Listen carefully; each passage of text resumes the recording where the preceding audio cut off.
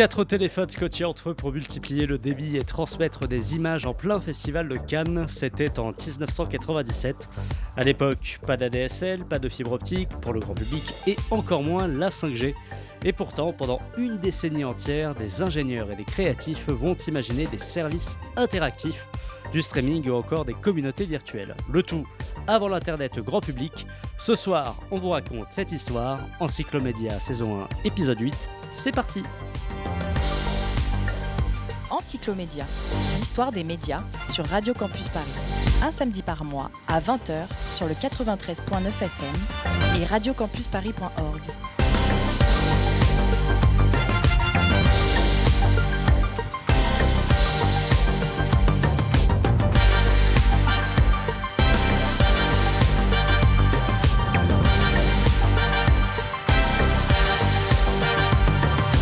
Bonsoir à toutes et à tous et merci d'être à l'écoute de Radio Campus Paris. Bienvenue dans votre émission consacrée à l'histoire des médias. Tout d'abord, un petit point d'information, il était prévu ce mois-ci une émission sur l'histoire de Cyclades. Et si la France avait inventé Internet? Et alors, pour tout vous dire, chers auditeurs, la préparation de cette émission a pris un peu de retard au vu de la complexité du sujet.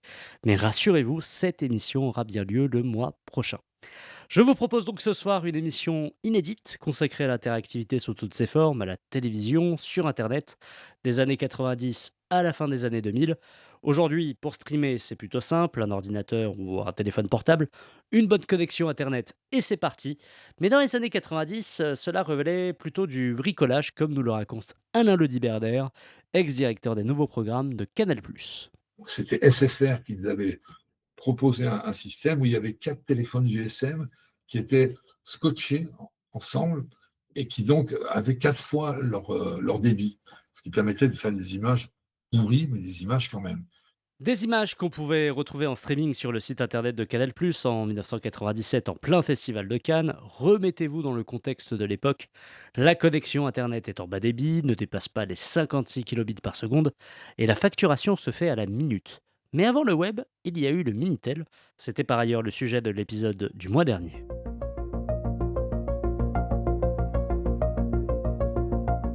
Avant les communautés en ligne, il y avait des messages, des annuaires électroniques ou encore différents services. La France a inventé Transpac, un réseau de transmission de données à commutation de paquets. La Direction générale des télécommunications, la DGT, ancêtre de France Télécom, a créé ce que l'américain Howard Rheingold, théoricien des communautés virtuelles, viendra étudier avec fascination.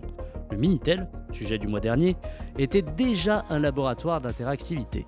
On commande, on joue, on vote, on paye. Et tout ça par la ligne téléphonique.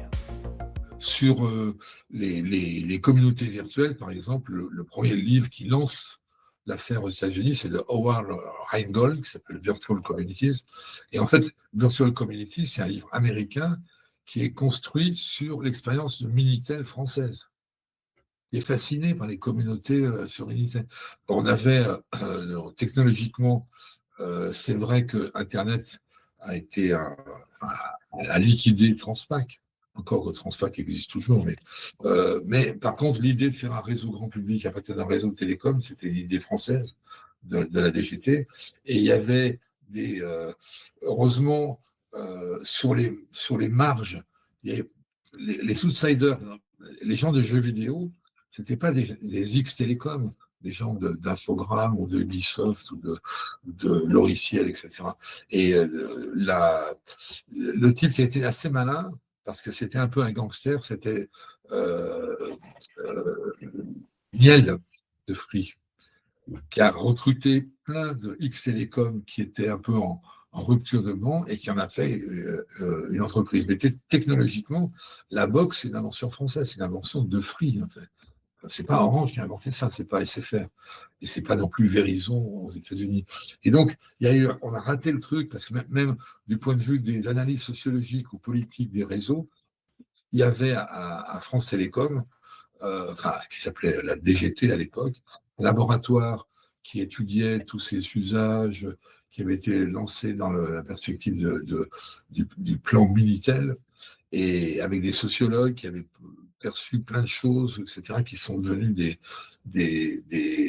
en fait, comment dire, c'est le musée des idées qui n'ont pas réussi. Mais effectivement, si je prends la période, disons, 85-95, on est en avance sur les États-Unis. De ce Minitel, de ce réseau Transpac, naît une idée qui paraît aujourd'hui évidente, mais qui en 1993 est une hérésie. Faire jouer un téléspectateur en direct, depuis son canapé, avec son téléphone. Le lieu, Roland-Garros. Le problème, la pluie.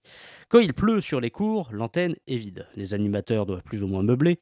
Et les stars invitées s'ennuient. Alain Lediberdère travaille alors à France Télévisions en tant que conseiller du président Hervé Bourges. Et il a une idée. Je pense qu'on avait réuni entre 91 et 93 une espèce de dream team à France Télévisions. Il y avait Pascal Joseph. Hervé Bourges était un type très ouvert. C'est un type qui passait qui était un homme très classique, hein, il lisait Charles Péguy essentiellement. Mais il était très curieux et ça posait aucun problème. Il y avait eu le Quizaco, il y avait eu la carte multipoint, il y avait une émission avec Karen Cheryl qui s'appelait Hugo Délire, qui était une émission interactive. On était. Et d'ailleurs, c'est pour ça qu'il y en a plus m'a recruté après, c'est qu'on était vraiment en pointe sur l'innovation. On avait plein de choses dans les tuyaux. Hein. On avait lancé un CD-ROM sur l'histoire du cinéma français. Alors maintenant, ça paraît tout à fait ringard, le CD-ROM, mais à l'époque, c'était en train de sortir. Il y avait le CDI. Je me rappelle, ma plus grande réussite, ça a été très sporadique, mais quand même, en 93, on avait, pendant Roland-Garros, j'avais eu l'idée de me dire, mais en fait, dans Roland-Garros, des fois, il pleut. Et quand il pleut, ben, on est bien emmerdé, on ne sait pas quoi faire. Par contre, on a des stars qui sont invitées là.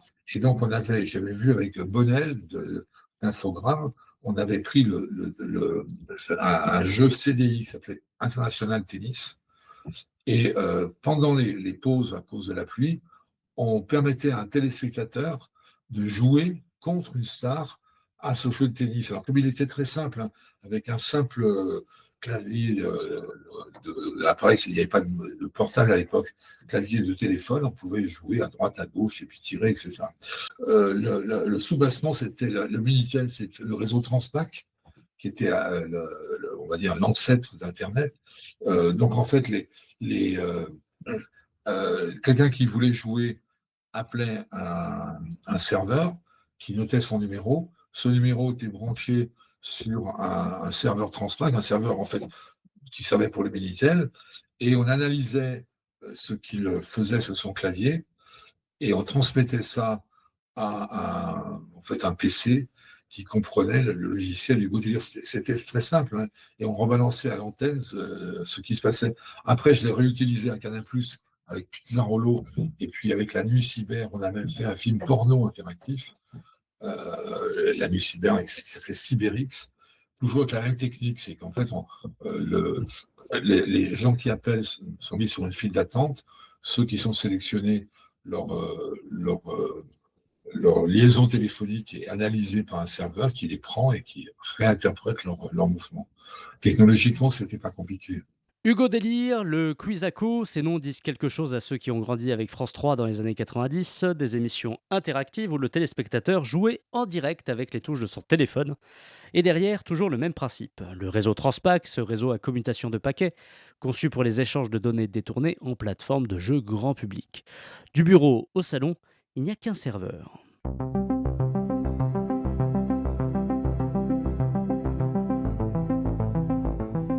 1994, Alain Lediberdère est recruté par Alain Degreffe, l'emblématique directeur des programmes de Canal+. La chaîne cryptée prépare alors la télévision numérique et recherche des idées. Le satellite offre un débit fabuleux, entre 2 et 5 mégabits par seconde, contre 56 kilobits pour les meilleurs modems grand public de l'époque. De quoi imaginer une distribution dématérialisée de logiciels, de jeux ou encore de mises à jour. C-Direct, né de cette intuition, utiliser les capacités inutilisées du satellite pour proposer du shareware à la carte. C2 est une chaîne de télévision un peu spéciale. Diffusée en numérique par satellite et par câble, elle offre en réalité deux services, C-Direct et C2. C2, une chaîne de télévision cyber qui vous entraîne dans l'univers envoûtant des nouvelles technologies, du multimédia, des jeux vidéo, de l'informatique et bien sûr d'Internet. C-Direct, un service de téléchargement de logiciels à haut débit qui vous permet de recevoir sur votre PC, sans effort et rapidement, des centaines de logiciels. Pour télécharger, rien de plus simple. Il suffit d'être abonné à l'option C-Direct, de relier votre terminal numérique à votre PC par un câble parallèle et d'installer le logiciel. Cliquez avec la souris et en quelques minutes, des centaines de logiciels sont à votre portée. Et le gros avantage de C-Direct, c'est que les logiciels sont gratuits ou moins chers que dans le commerce. Le plus dur, c'est de choisir. Avec ces 2 points, la télévision et l'ordinateur enfin réconciliés. En fait, on était obsédés par un truc qui a disparu maintenant, qui s'appelait le shareware. On écoute Alain Lediberder. À l'époque, les gens avaient des PC et il n'y avait pas Internet. Donc, quand on voulait avoir un mode ou améliorer ou avoir une nouvelle version du programme, il fallait attendre. Il y avait une boîte dans le nord de la France qui s'appelait DP Tools. Et DP Tools, c'était un type qui envoyait des disquettes au départ, puis les CD-ROM avec tous les drivers, les machins, etc. Et donc, moi, je m'étais dit, c'était quand même assez contraignant, les disquettes, les CD. Et nous, on avait donc le numérique, un peu Canal+, qui avait un débit de satellite qui était formidable, en fait, puisque ça passait une chaîne, c'était entre 2 et 5 mégabits par seconde. Alors qu'à l'époque, les modems, c'était 56 kilobits pour les modems de luxe. Et donc, l'idée, c'était ça. Mais par contre, il faut reconnaître que, bien que je suivais toutes ces technologies depuis longtemps, on n'entendait jamais parler d'Internet. On a juste fait en fin 94, on avait lancé un truc, les gens qui le voulaient, on leur envoyait une disquette qui était Best of Web. Elle leur montrait ce qu'on pouvait trouver sur le web, parce que nous, on avait une liaison web, mais Internet, l'accès à Internet, il y avait CompuServe quand même, il y avait AOL, mais CompuServe, c'était à l'époque 300 francs pour avoir le disque. Puis après, il y avait un abonnement. Alors 300 francs, je ne sais plus combien ce que ça veut dire en euros, mais c'était au moins, je dirais, 70, 80 euros, un truc comme ça. Et puis après, on payait à la durée. Et c'était horriblement cher. Donc c'était passionnant, mais en même temps, on ne pouvait pas penser que ça allait être un truc grand public. L'accès à Internet quasi gratuit, c'était en 2001 à peu près. Avant, tout ça, c'était cher. Et donc, ces 2 points, l'idée, c'était d'utiliser les capacités du satellite qui n'étaient pas toutes utilisées pour proposer la distribution de shareware, en fait. Donc, c'était très limité comme but. Et dès qu'il y a eu Internet, dès que la distribution des bonus, des updates, etc., c'était fait par Internet, ça n'avait plus aucun intérêt. Et alors l'idée, c'était de se dire, mais en fait, ce truc-là, pour que ça soit, pour que les gens y viennent dessus, il faut faire une chaîne autour. Très simple, etc. Et comme on lançait en même temps Cyberflash, et que les budgets de production et Canal+ est assez généreux, j'ai utilisé le budget de production de Cyberflash pour financer toute la chaîne, ces 2 points, qui étaient au même endroit. C'était toujours un cosmos. Oui, mais je me souviens que, par exemple, au CES 95, donc janvier 95, on n'avait pas encore démarré ces 2 points, parce que ça a démarré en fait en 97, en réalité fin 96. On leur avait montré nos trucs, c'était des PowerPoint, il y avait, le truc ne marchait pas, mais c'était pas des Vaporware, on ne pipotait pas. Et les gens ouvraient des têtes. Les États-Unis, à ce moment-là, donc vers 93, 95, ils ont fait plein d'expérimentations, parfois extrêmement coûteuses, comme le Full Service Network à Orlando de Microsoft et Warner, etc. Mais c'était considéré comme du laboratoire. Nous, quand on leur disait, non, mais on va proposer ça, nous, aux 23 millions de foyers français dans 2 ans, en fait, ils ne nous croyaient simplement pas.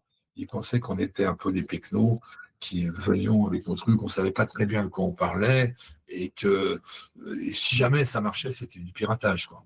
Donc effectivement, comme Jean-Michel l'a raconté, il y avait une espèce d'hostilité, Mais c'est pareil pour le deuxième monde. Hein. Le deuxième monde, on est allé aux États-Unis et on a proposé à Microsoft en 96, début 96. Et Microsoft était très intéressé pendant une semaine et nous a acheté, enfin, a financé un NDA en disant bon, c'est juste pour nous. Et puis on n'a plus entendu parler. Et 15 jours après, on les rappelle en disant alors.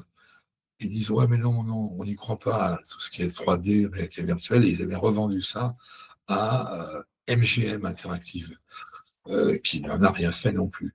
Mais effectivement, il y a eu ce moment-là. Si on avait été aux États-Unis, on serait tous devenus très riches, je pense, parce qu'on avait de l'avance dans la conception, on avait de l'avance dans la mise en œuvre.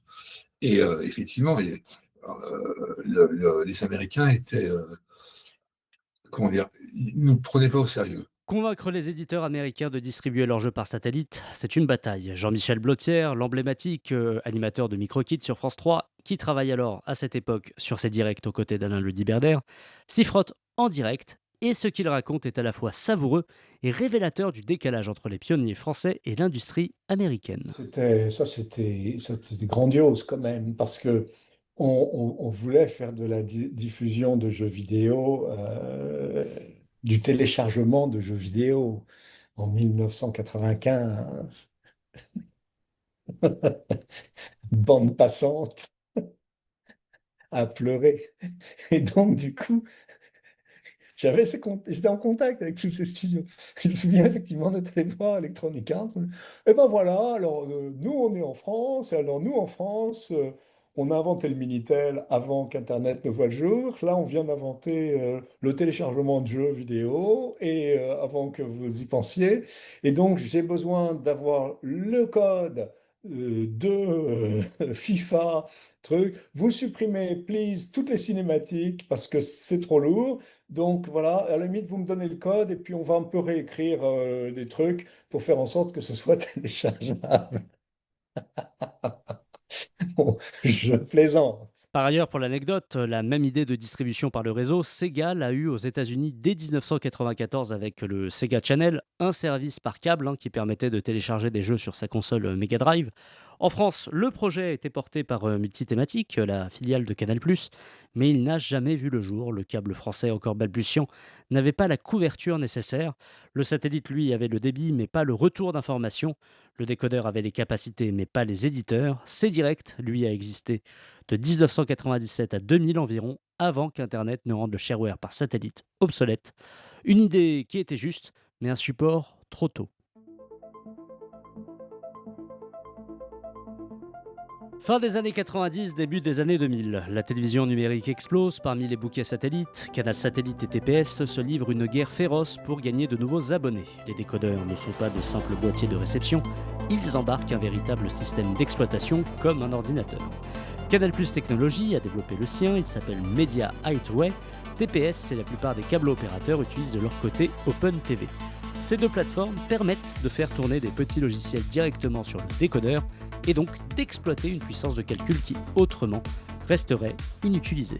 C'est ce que nous explique Frédéric Felag, chargé de projet chez VisiWare à l'époque. C'est apparu avec l'arrivée du numérique sur le satellite. Comme tu sais, l'avènement d'abord le lancement de Canal Satellite avec son décodeur Media Highway. Et donc, pour la première fois, on n'avait plus des simples boîtes à zapper, mais des décodeurs qui permettaient non seulement de visionner des contenus audiovisuels, mais aussi d'avoir des petits programmes de la métadonnée qui permettaient de faire fonctionner des petits logiciels. Et là, il y a un certain nombre d'acteurs qui se sont dit que ça allait être un relais de croissance pour eux, et également une plateforme qui permettait toutes les opportunités business et contenu. Et donc, il y a un certain nombre d'acteurs qui se sont engouffrés dans le développement des applications pour les décodeurs. Alors, il y a eu beaucoup de choses qui ont été initiées au lancement des bouquets, ou en tout cas pas au début, parce qu'au début, c'était vraiment les opérateurs se sont focalisés sur les chaînes à proprement parler. Puis ensuite, il y a des équipes qui se sont montées chez les opérateurs et qui ont été dédiées au développement de ces services interactifs. Et notamment TPS également, quand ils sont arrivés sur le marché, Ils sont arrivés avec une solution, j'allais dire, mieux disante en termes de plateforme technique. En tout cas, moi, en tant qu'éditeur, c'était mon sentiment. Ça permettait de faire des choses beaucoup plus sympathiques que sur MediaAway, en termes d'animation, de couleurs, de gestion. Et donc, les jeux sont venus un peu naturellement adresser cette plateforme-là. Et en plus, sur TPS, il y avait un autre sujet, c'est qu'il y avait très peu de chaînes jeunesse, hein. Je ne sais pas si tu te souviens, mais Canal avait l'exclu Disney Channel, il y avait Cartoon Network, il y avait Canal J, puis il y a eu TV. Enfin voilà, ils ont énormément travaillé leur line-up jeunesse, alors que sur TPS, finalement, au début, si tu te souviens, il y avait que Télétoon, hein. C'est très, très limité. Et du coup, le département TPS Interactif, qui était à l'époque dirigé par Alain Staron, a développé voilà, ce service Bandiagara qui permettait d'enrichir l'offre jeunesse qui était vraiment très réduite à l'époque. Elle s'est enrichie par la suite, mais c'est ce qui a permis aussi l'arrivée de services de jeux sur TPS dans un premier temps, et puis ensuite sur Canal aussi au fur et à mesure, parce qu'il y avait un peu la compétition entre les deux. Donc dès qu'il y a quelqu'un qui faisait quelque chose, il fallait que l'autre riposte. Donc voilà, moi je suis arrivé dans le secteur des jeux sous forme de service interactif en 2003. Et avant, j'étais déjà chez un éditeur qui faisait des services interactifs sur TPS et Canal. On faisait des petites annonces donc sur l'espace annonce sur TPS et l'immobilier et les offres d'emploi sur Canal Satellite. On avait également un partenariat avec la centrale, on avait un service d'astrologie. Bref, ça c'est ma vie avant les jeux. Et donc, cette société, elle n'a pas tenu parce qu'en termes de business model, il faut savoir que c'était un business un peu compliqué, les services interactifs. Euh, il fallait louer de la bande passante sur le satellite. Et ça, les opérateurs ne te la donnaient pas, cette bande passante, parce que c'était une ressource rare et chère. Et donc, ils te la faisaient payer. Alors, il y avait un tas de modèles économiques qui faisaient que pour certains éditeurs, il y avait des minimums garantis en termes de revenus. Enfin, je te passe les détails. Mais du coup, après l'éclatement de la bulle Internet, il y a beaucoup de services qui ont fermé parce que économiquement, ça ne pouvait pas tenir de payer des sommes astronomiques en bande passante et derrière de finalement avoir peu de revenus, hein, parce qu'il y avait beaucoup de services interactifs qui fonctionnaient sur la pub. Et donc, c'était un peu compliqué. Ce qui n'était pas le cas des jeux, puisque en tout cas chez Visiware, qui était l'éditeur de Ludi TV puis de Play TV, on avait des revenus récurrents parce qu'il y avait un abonnement mensuel à cette offre de jeu.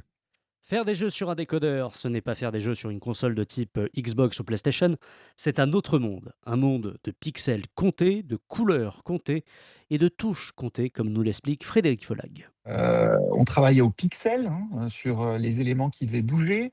On était limité en nombre de couleurs. Alors, je ne veux pas dire de bêtises, mais il me semble que sur certaines versions de décodeur, on était limité à 16 couleurs.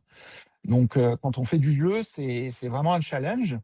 Et nous, on avait des équipes qui étaient vraiment spécialisées dans la création de jeux et le fait d'animer des sprites au niveau des pixels. Donc, on avait des équipes de graphistes, on avait des game designers, comme dans toutes les boîtes de jeux vidéo, et on avait des développeurs, des intégrateurs, des testeurs, etc. etc. Donc, c'est un programme informatique, si tu veux, qu'on envoyait, nous, en tant qu'éditeur, à TPS, et ensuite TPS envoyait ça sur le satellite. Le satellite le renvoyait aux paraboles individuelles, les paraboles le renvoyaient au décodeur, et le décodeur décryptait un peu tout ça et faisait jouer l'applicatif sur la plateforme. L'autre challenge, c'est que un décodeur, c'est quand même fait d'abord pour regarder la télé, et donc le moyen d'interagir avec le jeu, ça restait uniquement la télécommande, en tout cas dans un premier temps. Et donc on était limité à un certain nombre de touches, au bas, gauche, droite, OK. Donc ça, voilà. Et en plus, tu ne peux pas faire de combinaison, tu vois, comme sur les PlayStation ou Xbox actuelles, ou même les Switch. Donc c'était un vrai challenge en termes de gameplay, de taille aussi de jeu. Ce qui fait qu'on était sur un segment de marché qui est assez différent du segment de marché auquel on pense quand on fait du jeu vidéo. On pense souvent hardcore gaming. Donc le hardcore gaming, c'est tout ce qui est console de jeu ou PC. Maintenant, les gens sont habitués, mais à l'époque, le casual gaming, c'est ce qu'on retrouve par exemple sur téléphone mobile. Donc nous, on était encore avant ça, donc on était clairement sur du casual, c'est-à-dire des mécaniques de jeu très simples, parce qu'on était aussi contraint par la plateforme technique. Et puis aussi, de manière totalement transparente, c'est qu'on ne pouvait pas développer des jeux avec des budgets phénoménaux, parce que sinon, en termes de rentabilité, ça tenait plus la route. Et pourtant, malgré les 16 couleurs et la télécommande, VisiWare développe plus de 350 jeux. Des partenariats avec Mattel pour le Scrabble, Universal pour King Kong, on y retrouve aussi Tetris ou encore Question pour un champion. Des revenus récurrents, un déploiement international sur plus de 50 opérateurs dans le monde, et surtout, un public qui n'est pas celui qu'on imagine. Donc voilà, on s'est constitué au fur et à mesure un catalogue de jeux. Alors l'autre challenge, c'était ce qu'on appelle les OS, les Operating Systems, c'est-à-dire les plateformes techniques sur lesquelles on devait développer ces jeux. Et bien entendu, chacun avait un petit peu sa plateforme à lui, hein. Hors de question que tu fasses un espèce de save as pour porter ton jeu sur le décodeur du concurrent. Donc à l'époque, il y avait deux grandes plateformes en France, c'était OpenTV qui avait TPS et MediaWay qui avait CanalSat. Puis ensuite, nous était assez proche, capitalistiquement parlant, de TPS. Du coup, ils avaient repris la plateforme OpenTV et, à contrario, NC Numéricable, à l'époque étant proche de CanalSat, avait pris la plateforme MediaWay. France Télécom Câble, qui lui aussi avait des billes dans TPS, avait la plateforme OpenTV. Et puis, qui d'autre on avait? On avait MTL France, qui était un tout petit opérateur câble, qui lui avait de l'OpenTV également. Voilà, donc nous, notre business, en tout cas en France, c'était de maximiser nos revenus en déployant ces solutions au fur et à mesure chez les différents acteurs français. Ce qui a plutôt bien marché, dans un premier temps, heu, puisqu'on était disponible, comme tu l'as rappelé tout à l'heure, sur Canal, sur TPS, sur NTL, sur France Télécom Câble et sur nous. Et puis, une des particularités de VisiWare, c'est que, cette solution, elle a été déployée, au niveau international et qu'on était présent sur tous les continents. À un moment, on était présent chez plus de 50 opérateurs, de pay TV dans le monde.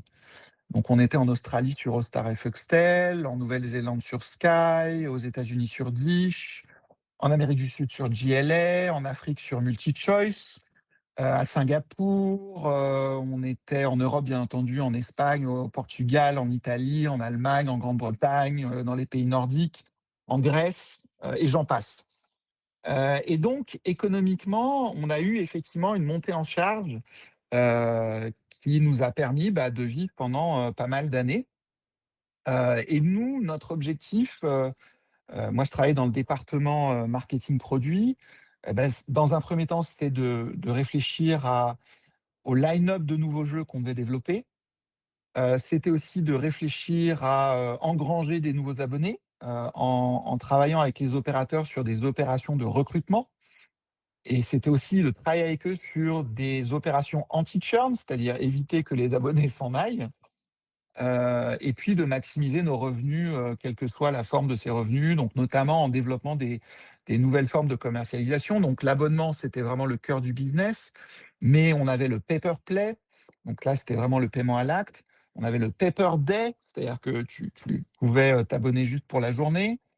On a eu aussi chez certains opérateurs de l'abonnement annuel, si je dis pas de bêtises, mais ça, j'en suis pas très sûr. On pouvait payer tout ça soit par SMS, soit par audiotel, soit par la ligne téléphonique du décodeur. Voilà, on a fait énormément de choses et on a développé au final plus de 350 jeux, au cours d'une quinzaine d'années. Et on a monté aussi un certain nombre de partenariats. On a travaillé avec Mattel autour du Scrabble, on a travaillé avec Universal autour de King Kong et Fast and Furious. On a travaillé avec Tetris, on a travaillé avec des éditeurs pour un code de la route interactif. On a travaillé avec des gens comme Fremantle qui faisaient des jeux télévisés, comme non, Question pour un champion et Le Juste Prix. J'en oublie certainement, mais voilà. Un autre petit détail aussi, parce qu'on peut penser que ces jeux-là, ils étaient uniquement adressés aux enfants, ne serait-ce que par le positionnement sur Bandiagara, hein. Bandiagara, c'était dans la thématique jeunesse avec un design jeunesse. Mais quand on regardait toutes les études, on s'apercevait qu'effectivement, on avait un tiers de l'audience qui était composée d'enfants, On avait également un tiers de l'audience qui était composée de femmes au foyer, responsables des achats. Et on avait un tiers de l'audience qui était des seniors. Pourquoi? Parce que en fait, la télécommande, c'est quand même voilà, quelque chose que tout le monde connaît, et c'était très simple à jouer. Et donc, voilà, contrairement à ce qu'on pourrait penser, ce n'était pas uniquement un service dédié qu'aux enfants. Mais ce public large, ce modèle rentable, tout cela repose sur un équilibre fragile. Le décodeur comme seule plateforme de jeu casual grand public, et le décodeur n'évolue pas. Les box triple play arrivent, mais elles sont pensées avant tout pour la télévision, pas pour les jeux. Elles utilisent le langage HTML, alors moins sophistiqué qu'OpenTV. Et surtout, l'utilisation des jeux sur téléphone mobile monte.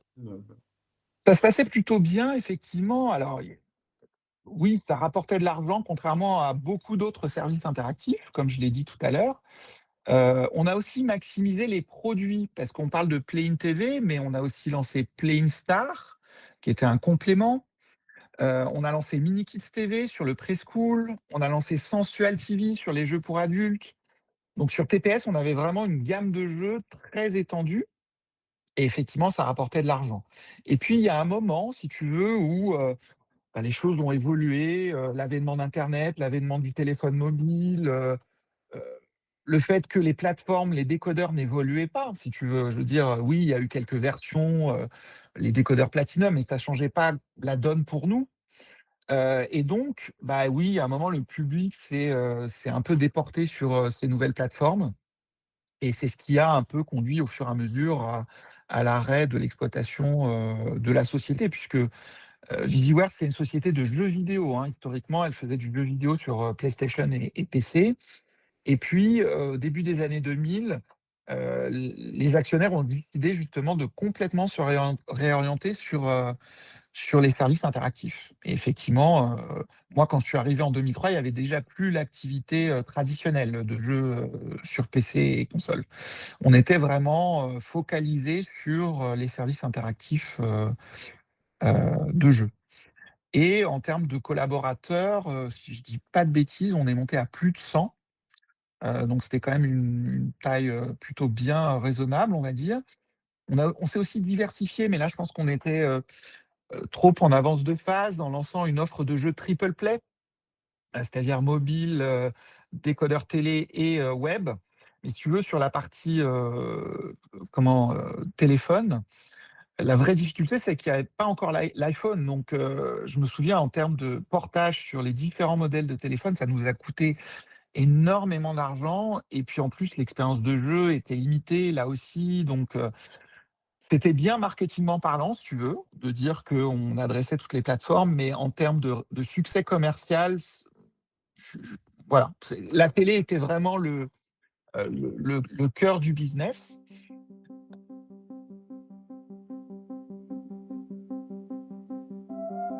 Mais avant l'iPhone, il y a eu d'autres tentatives. Des tentatives folles, audacieuses et parfois brillantes. Des tentatives qui ont marché, puis qui ont été englouties par l'histoire. En 1997, dans un petit immeuble parisien à côté de la tour du CSA, dans le 15e arrondissement de Paris, dans un immeuble qui s'appelle Cosmos, une équipe invente le futur. Et elle commence par scotcher 4 téléphones portables ensemble. Cosmos, c'est le nom d'une époque, celui d'un laboratoire de Canal+. De 1994 à 2000, Alain Le Diberdère et son équipe inventent tout. Le premier site internet d'une chaîne de télévision française, les premières vidéos streamées sur internet, des émissions interactives, des documentaires sur le web ou encore des jeux vidéo. C'est un laboratoire permanent protégé par une direction qui croit à l'innovation et qui laisse faire. Il y a eu 4 années, enfin plus que ça, même 6 années extraordinaires, où on a fait tout. Je veux dire, on a lancé le premier site internet de télévision, on a fait les premières vidéos streamées, on a fait des émissions interactives. Je me rappelle une année, j'avais eu l'idée de dire, le Festival de Cannes, c'est un fantasme. Les gens essayent d'y aller, mais ils n'y arrivent pas, etc. Donc, on a inventé une histoire qui était, on prenait une comédienne. Donc, j'ai choisi une comédienne sur un casting qui devait être très jolie, absolument inconnue, et qui avait l'ambition de devenir quelqu'un là-dedans, mais qui n'avait pas commencé. Et donc, elle s'appelait Cécile Siméone. Et on a lancé l'émission Cécile, qui était dès le départ La règle était simple, il n'y avait aucune assistance, sauf à la fin, le dernier jour de Canal, elle devait se démerder.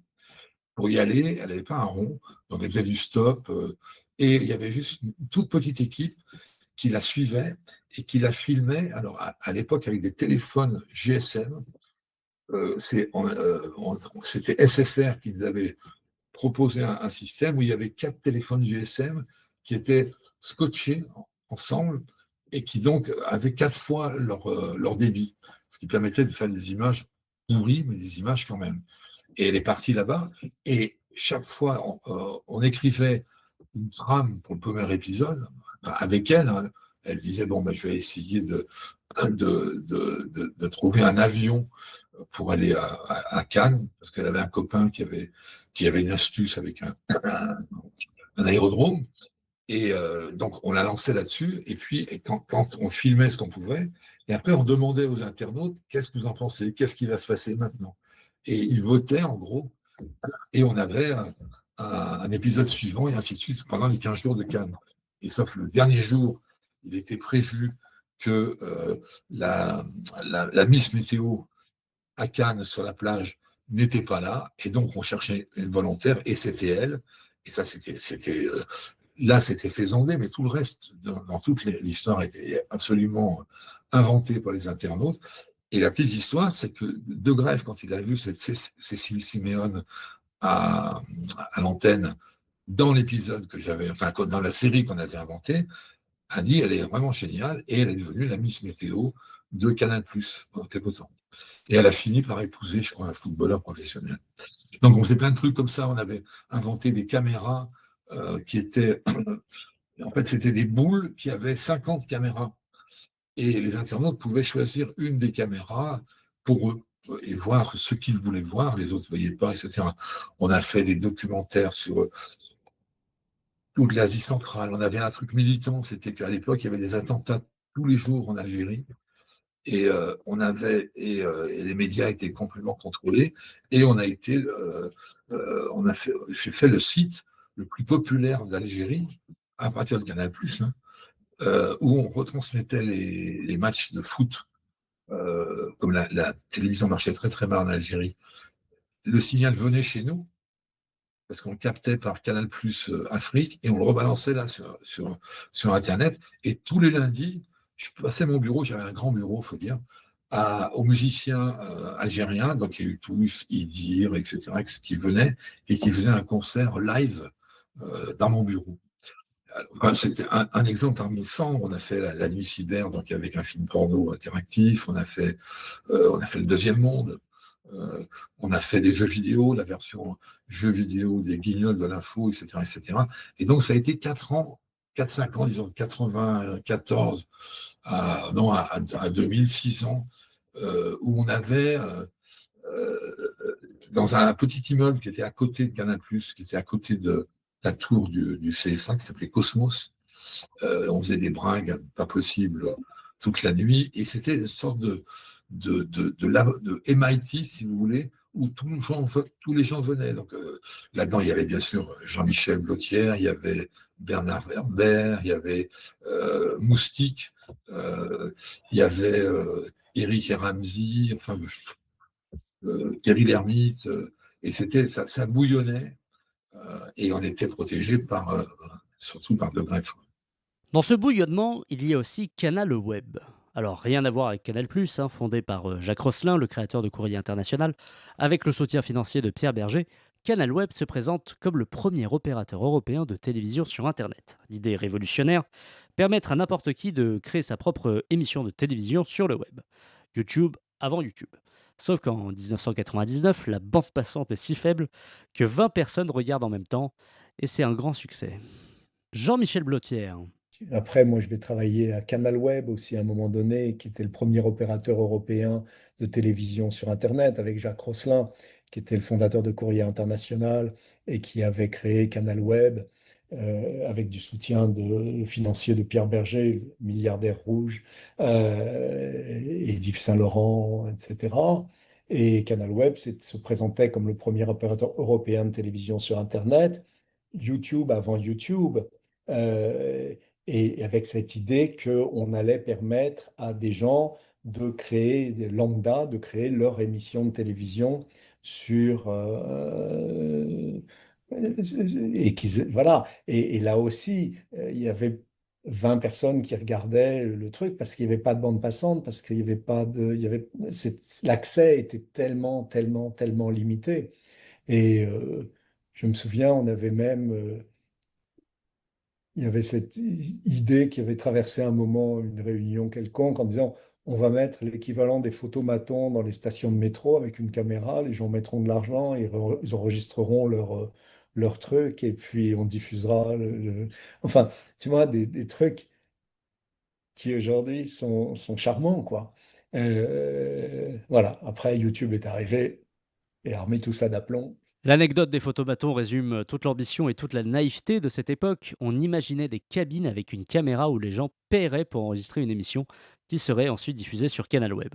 Aujourd'hui, on appelle ça une story TikTok, mais en 2000, il n'y a ni iPhone ou encore ni 5G. Il n'y a même pas la DSL pour la plupart des foyers. Canal Web fermera comme tant d'autres quand la bulle Internet éclate.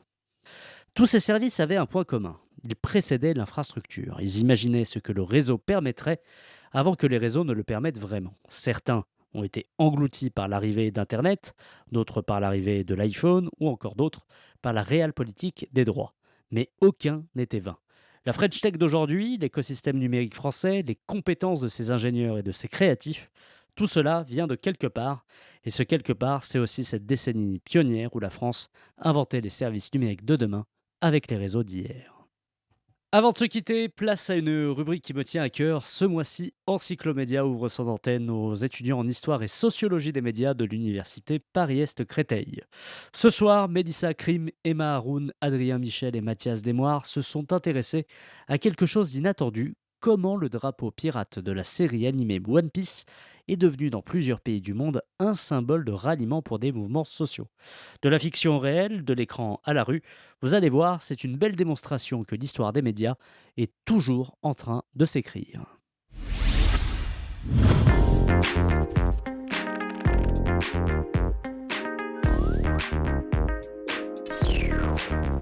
Bienvenue dans Ça décrypte, le podcast qui analyse la pop culture à la loupe.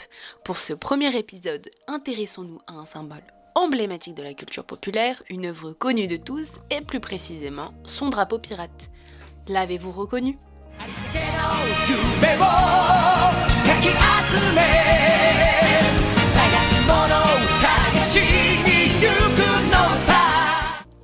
Et oui, comment ce symbole, issu du manga One Piece, est devenu un objet contemporain de contestation sociale chez les jeunes. Pour y répondre, je ne suis pas seule, mais accompagnée d'historiens. Je vous laisse vous présenter. Bonjour, je suis Adrien Michel, historien contemporain, spécialiste de l'histoire sociale et des révolutions. Merci pour l'invitation. Enchanté Adrien. Bonjour à tous, moi c'est Mathis Desmoires, historien moderniste, expert de l'âge d'or de la piraterie. Merci à toi pour l'invitation. Commençons sans plus tarder cet épisode de Ça décrypte.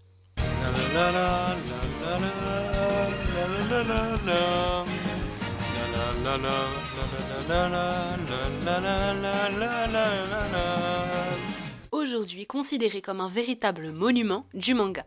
One Piece s'impose comme le manga le plus vendu de l'histoire, avec plus de 500 millions d'exemplaires écoulés dans le monde entier. Diffusé sur nos chaînes de télévision depuis plusieurs années, il touche un public très large, des plus jeunes aux plus âgés. Mais cela a-t-il toujours été le cas ? Adrien, il me semble que tu es toi-même un grand fan d'anime. Qu'en penses-tu ? Alors en réalité c'est assez récent comme phénomène. One Piece et plus largement la bande dessinée japonaise n'ont pas toujours eu une bonne réputation. En effet, en 2010, sur le plateau de l'émission On n'est pas couché, par exemple, le polémique d'extrême droite Éric Zemmour a qualifié la culture du manga de, je cite, « merde infâme avec 3 mots de vocabulaire », enfin la citation. Donc à cette époque, le manga est encore souvent conçu comme une sous-culture marginale et principalement infantile, éloigné des formes de culture jugées plus légitimes à diffuser. Mais les choses évoluent rapidement dans les années qui suivent, et progressivement la culture manga s'est imposée comme une véritable culture de masse à partir des années 2010, portée par cette génération Z dont nous allons parler justement. Merci Adrien. Mathis, si je ne me trompe pas, Tu n'as jamais regardé One Piece. Quel aspect t'a intéressé dans ce travail de recherche ? Eh bien écoutez, ce n'est pas l'œuvre en elle-même qui m'a motivé, mais plutôt la symbolique derrière. Aujourd'hui, nous pouvons dire que cette culture ne se limite plus au simple divertissement, elle est pleinement appropriée par la jeunesse pour exprimer des revendications sociales, nourrir des mouvements de contestation et s'inscrire dans des luttes qui dépassent les frontières nationales. Qui est cette jeunesse à laquelle tu fais allusion ? Alors je fais allusion naturellement à la jeunesse appartenant à la génération Z. À l'origine, il s'agit avant tout d'un terme marketing utilisé pour regrouper de manière relativement arbitraire les individus nés entre 1997 et 2012. La pertinence de cette appellation peut toutefois être questionnée. Au-delà du simple critère d'âge, ces jeunes partagent surtout une culture commune, largement façonnée par les nouveaux médias de masse et les réseaux sociaux, au sein desquels ils occupent une place centrale en tant que créateurs et diffuseurs de contenu. Et en ce moment, il est brandi par de nombreux jeunes manifestants partout dans le monde. Mais pourquoi la Gen Z se révolte-t-elle aux quatre coins du monde ? Dans plusieurs pays, les jeunes se soulèvent. Et même si les revendications varient, les protestations ont des points communs. À commencer par ce symbole, devenu un signe de ralliement pour la jeunesse en colère. Revenons quelques mois en arrière. C'est en Indonésie que commence notre histoire, à Jakarta. Au cours de l'été 2025, des Indonésiens brandissent le célèbre drapeau pirate issu du manga One Piece. D'abord pour des revendications pacifiques contre le gouvernement à l'occasion des 80 ans de l'indépendance du pays. L'Indonésie souffrait de l'augmentation des taxes foncières et immobilières, rendant l'accès au logement difficile pour la jeunesse. Le 29 août, un cliché planétaire est pris par un journaliste de l'AFP lors d'une manifestation contre la police des suites du décès d'un chauffeur de mototaxi par un véhicule blindé de la police anti-émeute la nuit précédente. Ce phénomène a très vite trouvé un écho dans les pays avoisinants, notamment au Népal, dès le 4 septembre. Était-ce pour les mêmes raisons, Adrien ? C'est aussi pour des raisons plus larges. Donc, au Népal, la jeunesse pauvre proteste contre la classe politique corrompue, qui constitue là-bas une véritable caste privilégiée, qui est surtout représentée par l'exemple des Nepo Baby. Donc, c'est des enfants de ces politiciens qui sont privilégiés par rapport au reste du pays, qui ont la vie beaucoup plus facile. Donc le mouvement s'intensifie, le gouvernement interdit les réseaux sociaux sous prétexte de lutte contre la désinformation, mais la jeunesse n'est pas dupe et cette interdiction est rapidement interprétée comme une censure et une atteinte aux libertés. Et c'est à ce moment-là que la jeunesse se révolte dans la rue, renverse le gouvernement en place, et que le drapeau pirate devient véritablement un symbole de résistance au Népal puis à l'international. Donc c'est le 21 septembre, un peu plus tard, que le drapeau est de nouveau utilisé aux Philippines, à Manille, après un scandale de corruption là aussi, autour d'infrastructures anti-inondation. Ce qui est très intéressant à noter, c'est que l'usage de ce drapeau dans les manifestations a même traversé les mers, ne s'arrêtant pas aux frontières du continent asiatique. Il me semble, Mathis, que tu as étudié ce phénomène de près. Que peux-tu nous en dire ? Mais avant d'entendre ta réponse, écoutons ce nouvel extrait. Et même en France, au cœur des manifestations du mouvement Bloquons tout. D'où vient-il ? On vous explique.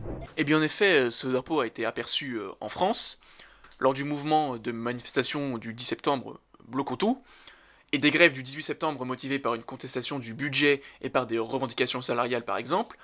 Le drapeau a été aperçu, brandi par les manifestants. Le 25 septembre, le symbole apparaît à nouveau dans des manifestations contre les coupures d'eau, d'électricité. La jeunesse s'empare donc de ce drapeau, notamment en l'affichant sur les réseaux sociaux. 2 jours plus tard, le drapeau pirate est vu au Maroc dans des manifestations similaires de la jeunesse. Les revendications sont des réformes des services publics et la lutte contre la corruption. La mobilisation connaît des centaines d'interpellations touchant principalement les jeunes. Mais quelles sont les origines du drapeau pirate présent dans One Piece ? Mathis, il me semble que tu as mené de nombreuses recherches à ce sujet. Peux-tu nous éclairer ? Naturellement, alors les pirates sont présents depuis aussi longtemps qu'a existé la navigation, mais l'âge d'or de la piraterie s'ancre réellement autour du XVIe siècle, et surtout au XVIIe siècle. En effet, alors que la répression sur les mers est violente, une identité pirate se construit. C'est dans ce contexte que les pirates adoptent le Old Roger, dit le diable, un drapeau rouge étendu pour provoquer la peur chez les navires environnants. Le drapeau passe plus tard du rouge au noir, intègre une tête de mort et devient le Jolly Roger. Il représente les désirs d'autonomie des pirates vis-à-vis des cadres traditionnels, savoir l'État, les compagnies commerciales et les institutions ecclésiastiques. Même si la plupart sont contraires à la piraterie, c'est aussi une volonté d'aventure et de liberté qui peut motiver le pirate. Bien que l'espérance de vie d'un pirate dépasse rarement quelques années, se finissant souvent par une mort non naturelle, l'âge d'or de la piraterie prend fin au XVIIIe siècle avec le traité d'Utrecht en 1713 qui qualifie les pirates d'ennemis du genre humain. Les États, principalement français et anglais, mobilisent d'importantes ressources pour les traquer et les tuer. L'image fantasmée du pirate émerge cependant dans la littérature au cours du XIXe siècle, avec des œuvres comme celle de Peter Pan, publiée en 1902, qui met en scène des personnages comme le Capitaine Crochet. L'apparition du cinéma enfin et de la pop culture leur fait prendre une place encore plus grande dans les années 2000, avec des œuvres comme Pirates des Caraïbes ou, naturellement, notre objet One Piece. Quelle est la signification du drapeau pirate dans le manga One Piece et pourquoi résonne-t-il auprès de la jeunesse? Le drapeau pirate, donc, c'est un objet qui est repris de nombreuses fois dans les œuvres actuellement, comme l'a démontré mon cher collègue, et l'œuvre du manga One Piece est un des meilleurs exemples en réalité, parce qu'il raconte. Donc c'est l'histoire d'un jeune pirate, Luffy, qui veut devenir le roi des pirates. Il navigue à travers les mers afin de trouver le mystérieux trésor du One Piece, et si l'œuvre met en avant des valeurs comme la loyauté, l'amitié, l'ambition et bien d'autres, le drapeau pirate, lui, est davantage susceptible de faire écho à des valeurs similaires à celles que revendiquaient les pirates dans les temps modernes. Donc à travers ce drapeau, et en donnant à Luffy, le protagoniste, l'ambition de devenir le roi des pirates, le manga renvoie à des valeurs de non-conformisme, de refus et de contestation de l'autorité, détenues aux mains de systèmes traditionnels, corrompus et d'institutions autoritaires comme le gouvernement mondial, qui est mentionné dans One Piece. La liberté reste cependant le Graal à atteindre pour des individus qui cherchent une liberté et une indépendance totale aux dépens d'institutions qui ne voient en eux que des dangereux ou des marginaux. Donc le thème central dans l'œuvre, à son tour, est reprise par la jeunesse manifestante du Népal, des Philippines, qui s'identifie à ces valeurs pendant ces 2 dernières années. Qu'est-ce qui distingue le drapeau pirate de One Piece de l'original et pourquoi a-t-il été adopté par les jeunes manifestants? Alors moi j'aime beaucoup One Piece parce que déjà l'auteur Eiichiro Oda est un maître dans le scénario. Pour moi c'est le meilleur auteur en termes de scénario et c'est un animé là on suit un héros qui a de grandes ambitions et on a hâte de voir la suite. L'animation est incroyable donc je vous conseille franchement d'aller voir One Piece. Mais la piraterie là c'était un phénomène violent et il n'est pas question de nier que cette violence est exercée par les pirates des temps modernes. La piraterie a fait état de violence, et bien qu'il n'est pas question de nier celle exercée par les pirates des temps modernes, et leur motivation intéressée, il est plus pertinent pour la jeunesse de s'ancrer dans l'univers de One Piece et d'y reprendre le drapeau pirate qui fait davantage écho à leurs revendications. En tant que shonen, le genre manga parmi les plus populaires, qui met en scène l'épopée d'un jeune garçon lors de son combat contre le mal, l'œuvre s'inspire des valeurs de justice, d'optimisme et de lutte contre l'oppression, devenue aujourd'hui un symbole de libération des peuples face à l'ordre établi. En effet, le manga est très populaire chez la jeunesse, il est repris, utilisé dans la construction d'une culture commune, il participe au ralliement et à la création d'une identité propre à cette génération en pleine crise existentielle, qui ne trouve pas de frontières, mais bien des similitudes de ses conditions d'existence, ancrées dans un monde instable et plein de certitudes. C'est le fait que le drapeau soit repris par les jeunes du monde entier qui montre qu'il agit comme vecteur de solidarité internationale et témoigne encore aujourd'hui de la vivacité de l'internationalisme. En tant qu'une des œuvres les plus vendues au monde, One Piece témoigne de l'importance de la pop culture dans les sociétés actuelles. C'est la culture du peuple, par le peuple, qui est utilisée comme source de langage commune, comme une lingua franca, et qui est partagée par une génération autour de laquelle son imaginaire est construit. C'est un phénomène qui est largement facilité par les réseaux sociaux, bien sûr, qui ont participé à la circulation au sein de ces groupes d'un sous-texte politique, et qui a lancé ce mouvement contestataire.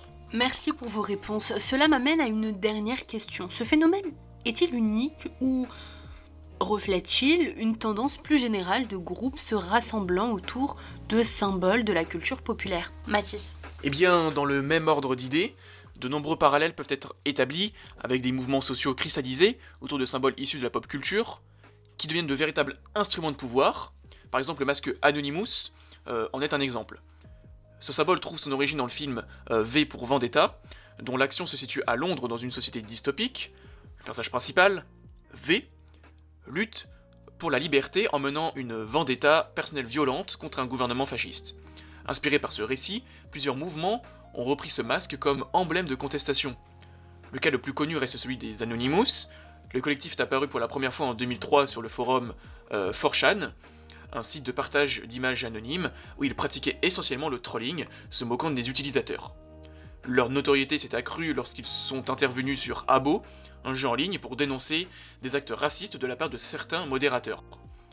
C'est à ce moment qu'ils adoptent le masque de Guy Fawkes, issu du film V pour Vendetta, et commencent à se faire connaître plus largement en menant des actions ciblées sur Internet.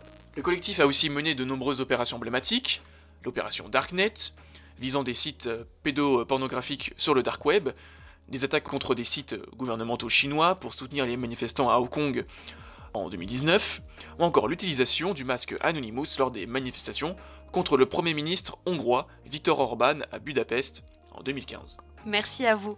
Et voilà, ce sera tout pour aujourd'hui. Retrouvons-nous dans un nouvel épisode de Ça décrypte. Merci à vous.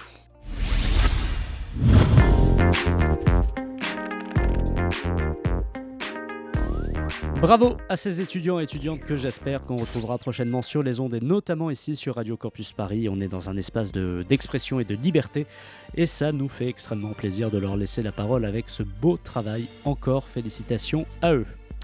Merci d'avoir écouté cet épisode d'Encyclomédia. Merci également à Alain Le Diberder, Frédéric Felag, Jean-Michel Blotière, Sébastien Dourvert, mais aussi Mélissa Krim, Emma Haroun, Adrien Michel et Mathias Desmoires, et à leur professeur Flore Deschulo que je salue. Merci également aux équipes de Radio Campus Paris. On se retrouve donc le mois prochain pour parler de Cyclades et de quand la France a failli inventer Internet. Cette émission est à retrouver en podcast sur radiocampusparis.org et les plateformes d'écoute. D'ici là, on se retrouve sur les réseaux sociaux et sur encyclomédia.fr. Très bonne soirée sur notre antenne.